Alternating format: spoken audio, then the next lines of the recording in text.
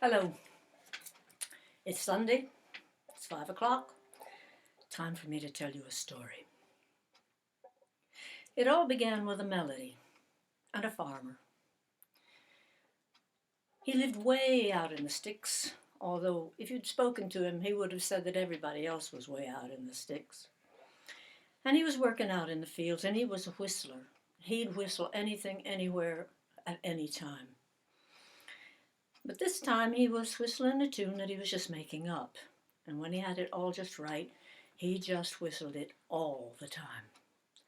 Now I'm going to whistle it high because that's the only place I can whistle. Then I'll sing it low because that's the only place I can sing it. This was his tune.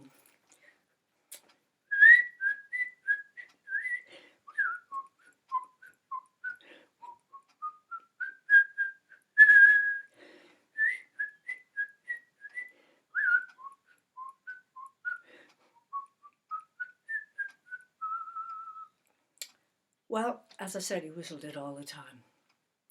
He whistled it wherever he was, at any time, and whoever he was with. His wife got totally fed up with it. The kids got totally fed up with it. The dog got totally fed up with it. Until finally, it just became impossible to live with him. So his wife, diplomatic, she said, "John, I think we need some things from the store. Would you mind going for them?" "Sure, honey," he says. And he went for the linen bags. What do you want?" "Well, I could do with some more flour. I could do with some linen thread, white, small spool. And you remember you said you needed those nails that had the funny name that you men all remember. It's about a mile long. So Mike said he'd get those for you. And I could have some blue gingham. And Mike knows about that too." So he put the linen bags over his arm and he went out of the farmyard, closed the farmyard gate, and he's on his way down the road just whistling.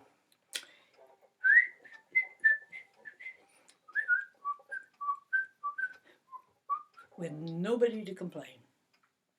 Now, he lived way out in the country, and the first section of the road, which was unmetalled, it was just dusty. It was a mile long, and he made it shorter by whistling. It came to a little bridge that ran over a little brook, and it had a parapet on it. He stopped there, was just thinking, and he was looking down, and he saw the bullfrog down there. They called him Mr. Jump, because he just jumped from one side to the other. That's all he did all day long, nothing else. Now, he was a mean frog. He was very proud. Well, the farmer was looking down. I'll call him John from now on, because that was his name. And the bullfrog looked up, and the bullfrog said, "I'm going to take the biggest biggly jump that you've ever seen in your life." And he got himself ready. "I'm going to show him how high I can jump." He just got himself ready, and he fell right in the water. Well, John just laughed, and he went on down towards the rest of the 11 miles, dusty road, to the corner store. Because now he had the words for that tune.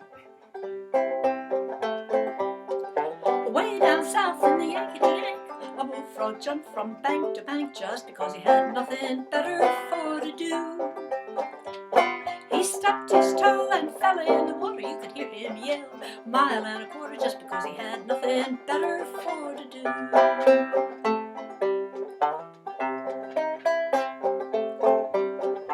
Over and over he sang it for 11 miles. And he had it fully fastened in his head by the time he got to the country store. Now, this was not a supermarket where you just take things off the shelf and then you go to the checkout, as they call it, and somebody who's either interested or not interested takes your money or your card and you put stuff in and you go. You know, no friendship unless you make it yourself. This was a store, and it also wasn't one of the ones, I think they call them ethnic, that have all those things that you never thought dreamed of in the world. But once you've got them, you find you can't do without them. So it was a store that had been made out of somebody's house. This happens an awful lot in the United States. An area doesn't have the plethora of stores that we have now. So somebody just turns their living room into an emporium. So this was just an old wooden house, just out in the middle of nowhere. And it had 4 steps, wooden steps, that you had to go up. And it had a porch with splinters in it that you had to get across. Shoes, no problem. Bare feet, be careful. Then it had a screen door, which is a great invention for keeping the flies and mosquitoes out. Then you had to walk down the hall, and you turned right into what had been a living room. Well, that's what John did. And see it with me. This is an emporium. It's not a store. It has everything that you might want or need if you live way out in the other end of nowhere. So it was quiet that day when he walked in.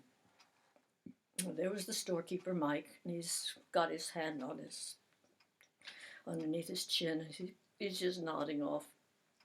And there's 4 or 5 old fellas sitting with their feet as close to the wood stove as they could get, because it was a cold day. So when John walked in, there wasn't much attention to him. He walked up to the counter and he said, "Hello, Mike." "Oh, hello, John. Hey, hello, John. How's it going?" Now, with things like that, you get into the protocol of country store. You don't just say what you want, pay your money and go. You start with, "How's the wife?" "Oh, Mary's fine. She's expecting." "And how's yours?" So we hear all about Mike's family, and then we hear how the business is going, and maybe one of the old fellas will chip in. And after about a half an hour of necessary talk, they come to the commercial transaction.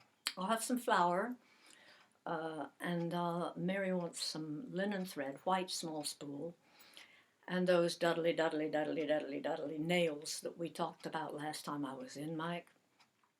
And Mary also said she wanted something blue. "Oh, that's the blue gingham that I ordered for her. Here it is," says Mike, and he brings it all, and he just sits it on the counter. So John puts them in his bag, and he's just about to get the money out when he says, "Mike, I've made up a wonderful song. I want you to hear it." "Go on home," says John. He wants to get back to sleeping. "Go on home. I haven't got any time to listen to a song." "Well," says John, "I've got the goods in my bag, Mike. I've got the money in my pocket, Mike. And I've got a song. Are you going to listen?" "All right, sing it fast and get it over with," says Mike. So John starts singing, "Away down south in the Yankety-Yank, a bullfrog jumped from bank to bank just because he had nothing better for to do." Well, that wakened up those old fellas, and they're looking around, and one of them's starting to tap his feet. He says, "That is a wonderful song." "That's right," says Mike. "I think it's great. So let's sing, and I'll get out the saltinas, and I'll get out some butter to put on them, and we'll have the special Coca-Cola." So he gets out 6 or 7 glasses, and he pours the special Coca-Cola, which consists of that much hooch and that much Coca-Cola. So they pass it around, they start singing, "Away down south in the Yankety-Yank," and the old fellas, they're singing, "Away down south in the Yankety-Yank, a bullfrog jumped from bank to bank, nothing better for to do." And they're having a wonderful time, but Mary's at home. And it's dinner time, and they're sitting at the big kitchen table. The dinner's out on the table, and there's the kids all sitting with their knives and their forks up like this. 1, 2, 3, 4, 5, and the other one in there doesn't eat yet. Mary says, "Kids, I'm so fed up with your father going down to the corner store. You just go down and get him and tell him to come home, please." So the children, that's the way they ran out from the farmyard. The way children run with their little feet. And they ran down the first mile, and they ran over the bridge, 1, 2, 3, 4, 5. It was like Wimbledon, and the frogs just watching them go by. And down the next 11 miles, up those steps, and through the screen door and down the hall, and they're just standing there at the door looking in. And they'd never heard their father sing like that. And they were listening. It's a song about a frog. Well, we like frogs. So they went in to start singing. So the children, they sing like this. Away down south in the Yankety-Yank, a bullfrog took from bank to bank just because he had nothing better for to do. And there was a baby in there singing. He stomped his toe and fell in the water. You could hear him yell for a mile and a quarter just because he had nothing better for to do. And the old folks are singing right down there, and Mike is singing out of tune because Mike can't hold a tune. And nobody minds because Mike's good company and he always has such a good time singing. So this is the way Mike sings. Away down south in the Yankety-Yank, a bullfrog jumped from bank to bank just because they're having a fantastic time. But meanwhile, there's Mary at home. She's sitting there by herself. Dinner's getting cold. Now, I know from experience there is nothing worse than spending your time making a good meal and not everybody's there. And you have to wait till everybody gets there before you can eat. Well, dinner was getting cold, and Mary was getting madder and madder. She reached around behind her. She didn't even have to look. She reached right to where the Welsh dresser held a big old-fashioned wooden rolling pin. And she lifted it up and she waved it around her head for practice, and she went out of the door of the kitchen like this. Across the farmyard, out of the gate, and she's stomping down the first mile of the road. And she's going over the bridge, and the frog is sitting down there. Oh, somebody's going to get hurt. And as she walked down the next 11 miles, all the women in the world joined her.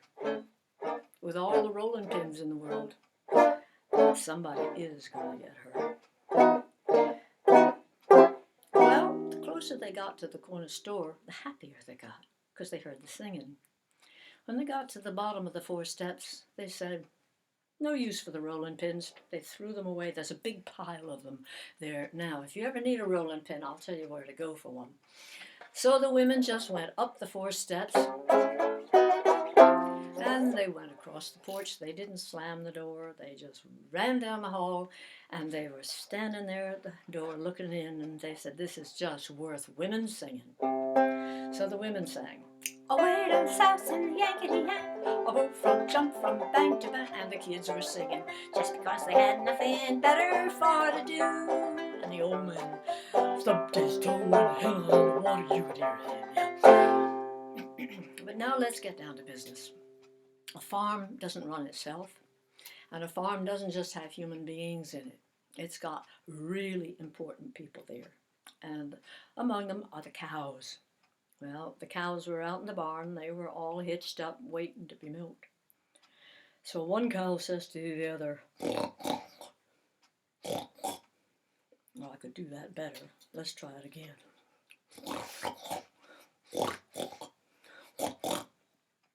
Where's John? Time to be milked. Where's John? So they decided to unhitch themselves, and they do know how to do that. If you've ever watched Gary Larson's cartoons, he knows what cows know how to do, and he's done cartoons of them.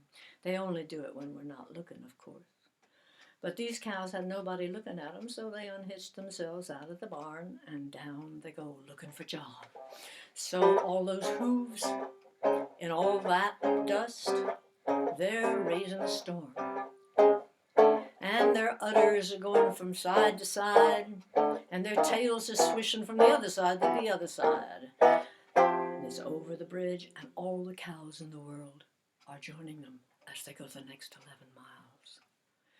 Well, when they got to the 4 steps, they forgot about being milked, and they started getting cow happy. And they went up the 4 steps, all of them. And they went across the porch, all of them. And they went through the door, all of them, down the hall, all of them, and all those cows went into that room and they began to sing. Moo, moo, moo, moo, moo, moo, moo. Well, I tell you,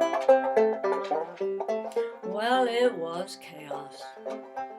There's cows eating the saltine crackers. There's pigs rooting around in the vegetable bins. There's chickens, and they're trying to get their beaks down the whiskey bottle. I think Aesop had something to say about that in his fables, if you read them, Aesop's fables. So there's women singing, men singing, children singing, babies singing, cows singing. But whatever it is, it's a God Almighty chorus. I'll do the whole verse.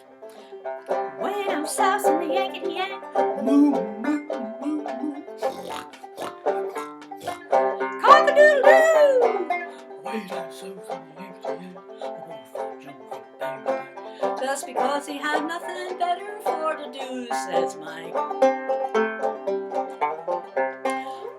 We're not finished yet, because at the farm, there's fields of grass. And it's not the kind of grass you have when you mow it every week, so that it'll look good. Look up the history of lawns. It's quite terrifying. It was an elite thing that people did to prove that they had land to waste. So this grass, it's maybe about that high, and it grew that way very fast because the cows didn't come to eat it. Well, the grass says, where's those cows that are coming to cut our hair? Yeah. And where's those pigs that come to massage us? Feels so good. And where are those chickens that take the worms and the little things that tickle our roots? So the grass, which decides to do what it wants to do, it swished up out of the ground and it swished down the road. It was like a big broom, great big broom, and it cleaned that road right like that.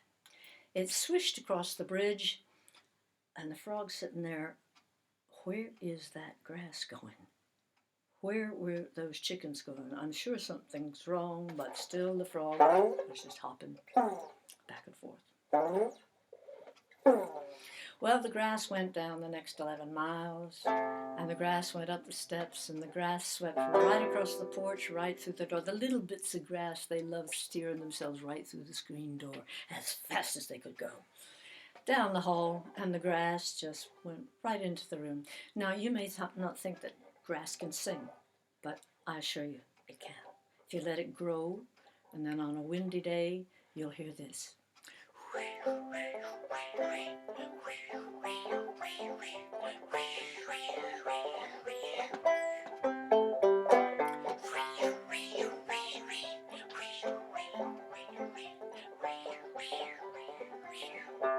Well, there was grass growing out of shelves, grass growing through all the holes in the puncheon floor, because grass grows wherever it wants.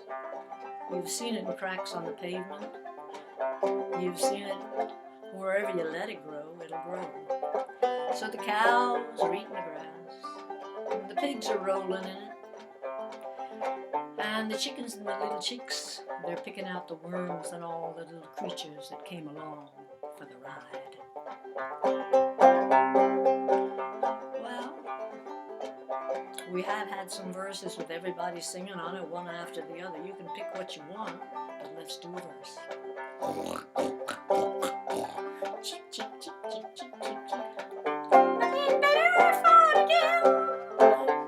He stubbed his toe and fell in the water. You could hear him yell for a mile and a quarter, just because he had nothing better for to do.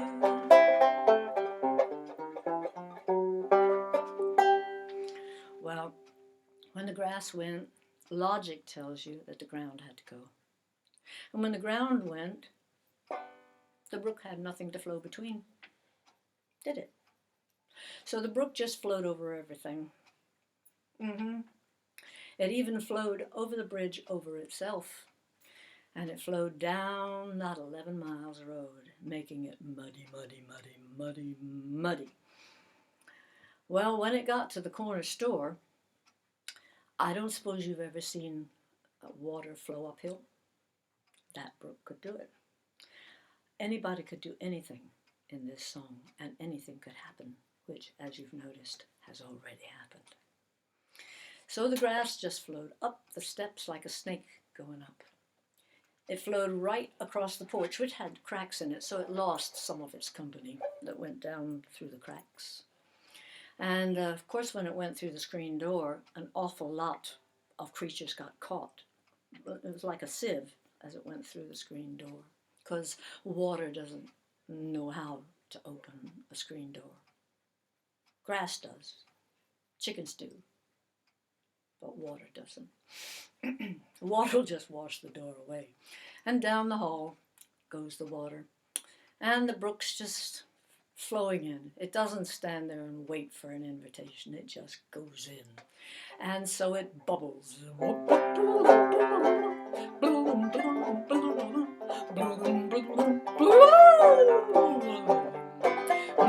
Well, there's little chicks learning how to swim. And there's cows drinking the water, because believe me, after that special Coca-Cola that everybody loves so much, it needed some water.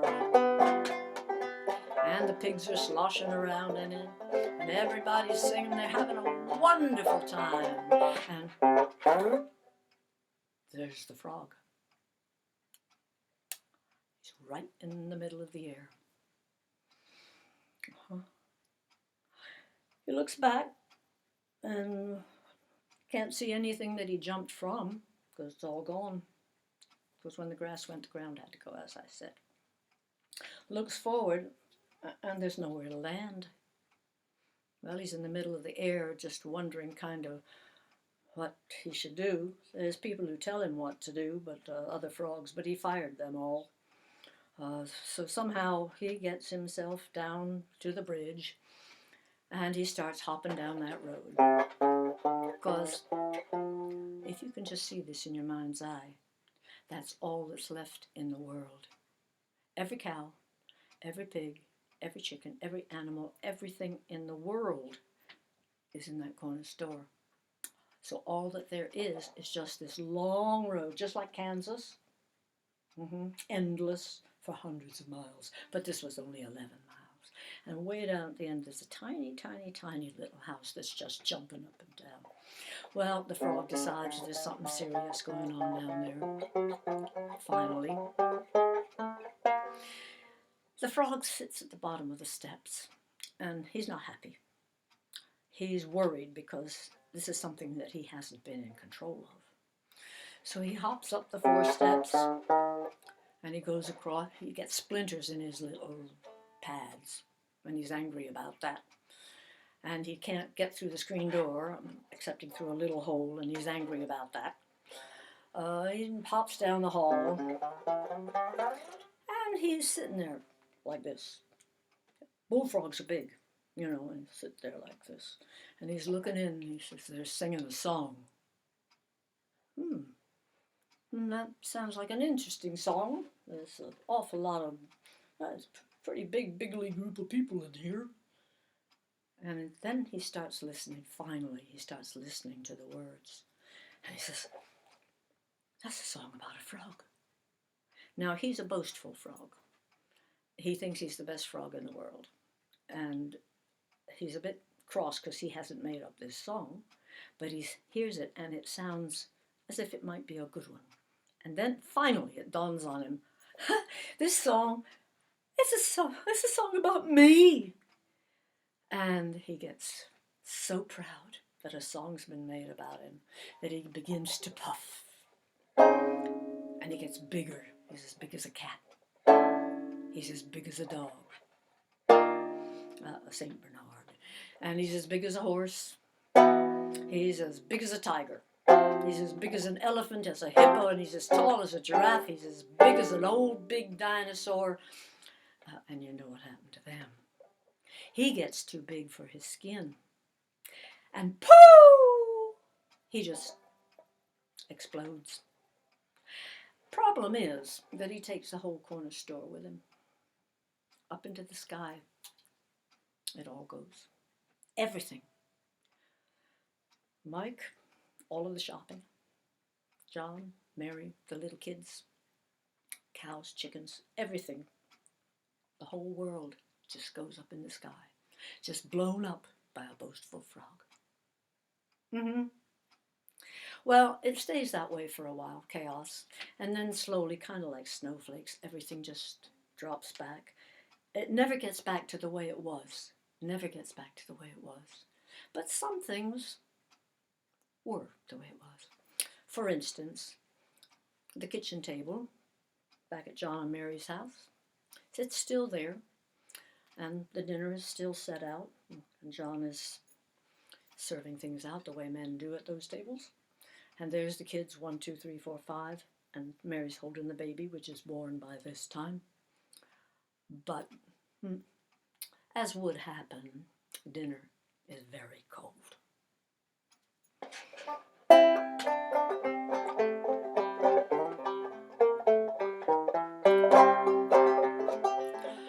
Next morning they went out and tried to find the frog. Couldn't find no frog. All they found was whiskey bottles. They found Coca-Cola cans, cow's tails, pig's bristles, lots of hen's feathers. Not much grass, because the grass had kind of settled itself down to growing again everywhere. And the brook was there, the bridge was there, but no frog. So all that's left of this whole saga is a nice song. And somebody changed one of the lines. Away down south in the Yakety-Yak, a bullfrog jumped from bank to bank just because he had nothing better for to do. He stubbed his toe and in he fell. The neighbors thought he'd gone to well. He had nothing better for to do. There's lots of people like that foolish frog of mine, to get themselves in trouble, just a wasting time, Lots of people like that foolish frog of mine, just because they got nothing better for to do. So remember, it all began with someone working, someone making up a tune, and whistling it. La la, because I can't whistle in this key, and you can whistle. La da da